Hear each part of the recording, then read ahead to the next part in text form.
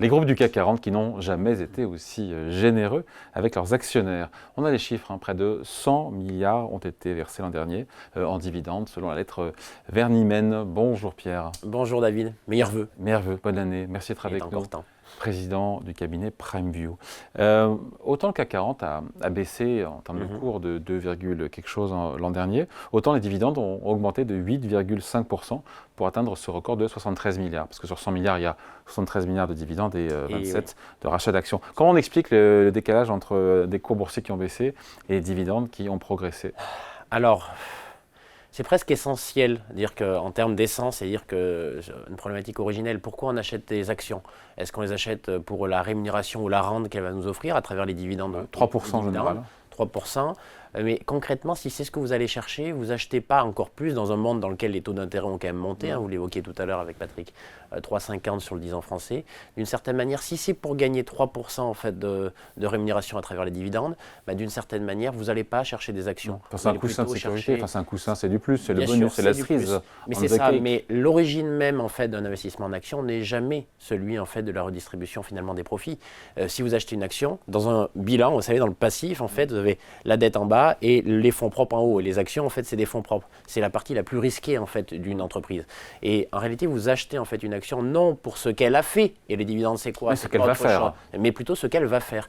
Et donc, sur votre croyance, et ça revient toujours au même sujet, on achète une action, une entreprise, non pour ce qu'elle a fait, mais ce qu'elle va faire. Et quand on a la conviction que celle-ci sera en capacité de créer plus de richesse. Donc, ce n'est pas incohérent d'avoir des dividendes qui augmentent de 8,5% en 2024 et d'avoir des cours boursiers qui ont baissé en moyenne de 2%. Oui, ça veut dire, il y a un message, c'est-à-dire qu'en fait, les investisseurs aujourd'hui ne croient pas quant à la capacité des entreprises finalement, en tout cas, ils estiment que ce n'est pas suffisant, les entreprises françaises, y compris du CAC 40, alors même qu'elles sont internationales, finalement de s'extirper du marasme français, on va dire macroéconomique. Dont elles dépendent peu pourtant. Dont elles dépendent peu, c'est 80% en fait, du chiffre qui est réalisé en fait, à l'extérieur de la France, mais il n'empêche qu'il y a une forme de corde de rappel, et aujourd'hui les investisseurs, quand ils voient le CAC 40, ils voient la France et ils voient finalement le désarroi finalement, le désarroi de nos autorités. En tout cas, ils font preuve de désarroi par rapport à l'incapacité de... Ça crée une prime de risque. Ça crée une prime de risque politique d'une certaine manière. Aujourd'hui, on peut l'exprimer, qui se traduit sur les taux d'intérêt. Autant on peut le comprendre sur les taux, mais autant sur les actions. Sur les actions, c'est pareil, parce que imaginez, en fait, il n'y a pas que des Français qui achètent des actions françaises. Il y a aussi en fait des gens au niveau international. Qu'est-ce qui vous pousserait aujourd'hui à aller plutôt acheter des actions françaises quand de loin, quand vous êtes un investisseur international, vous pouvez acheter autant des actions françaises qu'allemandes, espagnoles, italiennes, américaines, japonaises ou chinoises. Et de loin, d'une certaine manière, vous savez, en fait, quand vous faites des arbitrages, vous dites combien je mets de France. Et vous ne dites pas forcément combien je mets de LVMH ou Total. Vous achetez les actions françaises et après, derrière, vous dites je veux être exposé aux actions françaises et après, vous choisissez en fait donc, sur quel titre en fait, vous voulez être investi. Aujourd'hui, les investisseurs vous disent concrètement, la corde de rappel macroéconomique est suffisamment importante pour générer une prise de risque politique qui fait qu'en dépit de la générosité en fait, des groupes français, enfin parmi les plus grands d'ailleurs, puisque c'est vraiment une spécificité d'ailleurs de pas toute la cote, c'est pas toute la cote qui est très généreuse. Dans son ensemble, les entreprises, on pourrait dire le CAC 40 est généreux, mais en réalité, il y a un petit nombre d'entreprises qui sont véritablement généreux. Et ça, c'est pas suffisant en fait pour pousser les investisseurs à se ruer sur les actions françaises. Quoique maintenant, on peut estimer que la sous-performance était telle en 2024 que de nouveau, on va avoir un petit peu de potentiel de hausse. Mais encore une fois, j'ai presque envie de dire, et là vous aviez raison, en fait, la redistribution finalement des entreprises ou des profits des entreprises françaises auprès de leurs investisseurs, c'est une cerise sur le gâteau, mais ce n'est pas le gâteau. Ouais. Les versements d'ailleurs aux actionnaires qui sont désormais plus de 60% supérieurs à leur niveau de 2019, avant la crise sanitaire et le Covid.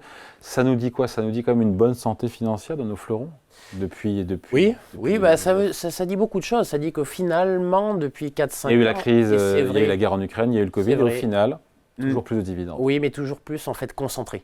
En fait, je pense que le message qu'il faut retenir aussi, c'est que finalement, la générosité des entreprises françaises et des actions françaises, alors elle est élevée, elle est plus élevée d'ailleurs en fait qu'outre-Atlantique, mais elle traduit surtout un phénomène de concentration comme d'habitude. C'est-à-dire qu'aujourd'hui, il y a un véritable phénomène économique qui est vrai en France et partout dans le monde, où finalement les gros acteurs, les entreprises les plus grosses, ont accentué. Un tiers des dividendes du CAC, c'est Total Energy, LVMH et Stellantis. Voilà, donc un tiers pour 3 sur 40. Vous voyez, donc, donc on est vraiment sur en réalité une corrélation entre la concentration microéconomique, c'est-à-dire que les marchés se sont de plus en plus resserrés.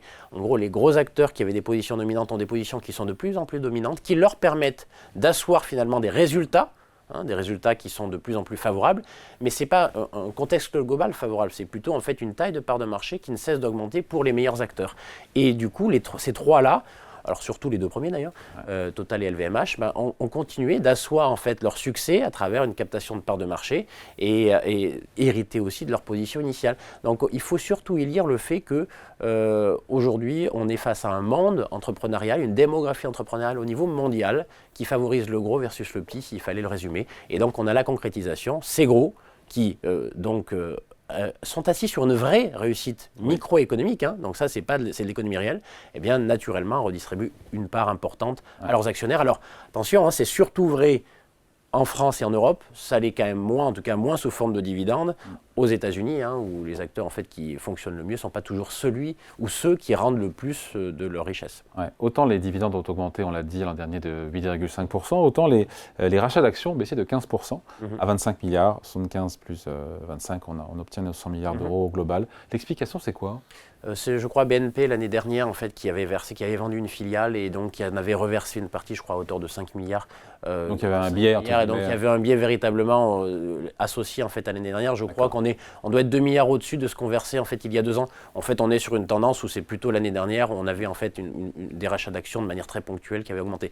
Mais en clair, il faut quand même avoir en tête qu'il y a 2 manières de rémunérer son actionnaire dans le monde, celui via les rachats d'actions et celui via les dividendes. Et l'Europe et la France en particulier restent toujours, comme dans son histoire, a toujours choisi les dividendes comme rémunération finalement de leurs actionnaires.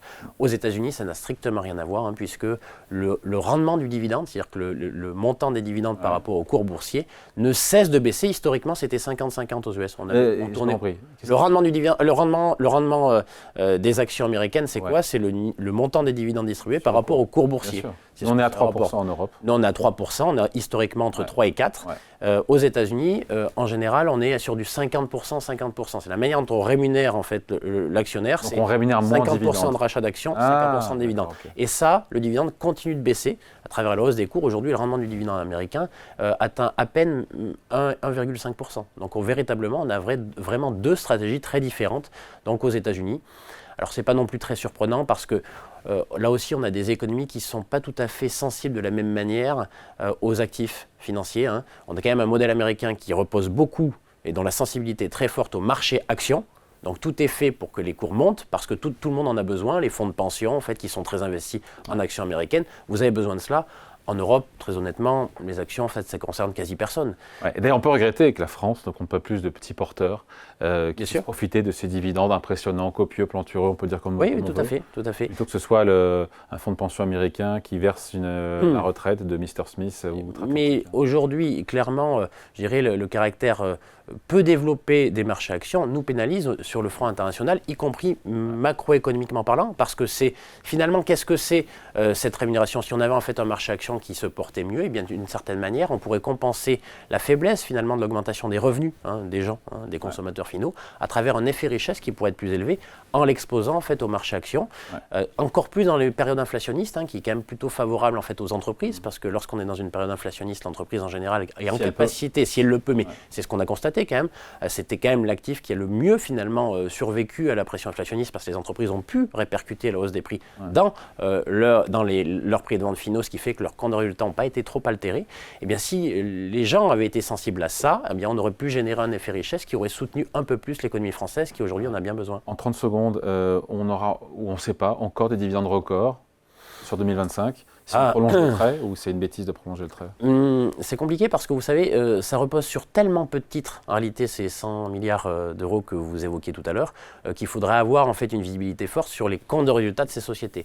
2024, donc le versement en 2025 sera donc le fruit des résultats de 2024. on n'en a pas encore la certitude, mais les résultats 2024 seront probablement plus poussifs en fait que ceux de 2023. Donc on peut estimer que on ait du mal à battre ce record en fait. Mais ça restera à un très haut niveau. Mais ça restera à un niveau élevé. Alors je vais même vous dire, et ça c'est historique, enfin c'est historique, historiquement parlant c'est toujours vrai, dans une période où finalement les marchés actions sont plus poussifs, les entreprises ont tendance à être plus généreuses.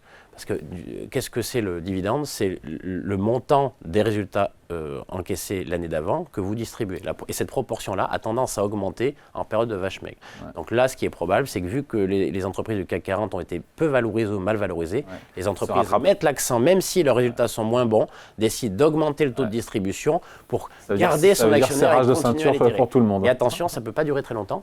Ça ne peut pas durer très longtemps parce que concrètement, si vous augmentez votre taux de distribution, en fait, le taux de distribution, il faut avoir quelque chose à distribuer. Donc la vraie clé, c'est les profits.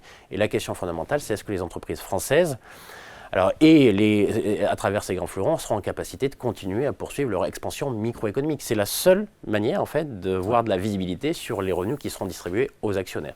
Encore faut-il avoir quelque chose à distribuer. Allez, merci beaucoup. Explication signée Pierre Sabatier, économiste et président de PrimeView. Merci. Merci David.